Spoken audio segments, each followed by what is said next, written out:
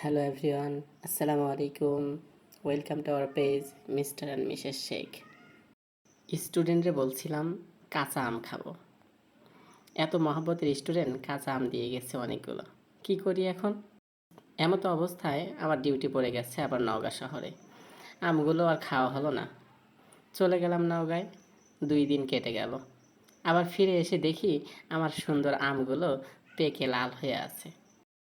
দেখছেন, সিলাইতে সিলাইতে লম্বা দড়ি করে ফেলছিলাম আমরা। ভাবছিলাম কাঁচা আমগুলো পাকছে যখন খেতে মনে হয় অনেক টেস্টি হবে। কাটাকাটি শেষ করলাম, একটুখানি ভুজুরি করে নিলাম। এরপরে শুকনা মরিচ লাল লাল করে ভেজে নিয়েছি এবং বিট লবণ, সাধারণ লবণ এগুলো দিয়ে সুন্দর করে মাখানোর চেষ্টা করতেছি। আমরা আবার কাসুন দিয়ে আনা ছিল বাসায়, আবার একটু সেটা দিয়ে নিলাম। আবার ভাবলাম আমগুলো মনে হয় অনেক টক হবে, তাই একটু চিনিও দেওয়া হলো। এরপরে মাখো মাখো মাখো মাখো মাখো করতে হবে। যত মাখবেন তত আমের টেস্ট বাড়বে। আমরাও মাখতেই শুরু করলাম, মাখতেইছি মাখতেইছি, মাখতে মাখতে জিভেতে জল চলে আসছে। মাখতে মাখতে আমাদের আম ভর্তা একদম রেডি হয়ে গেছে।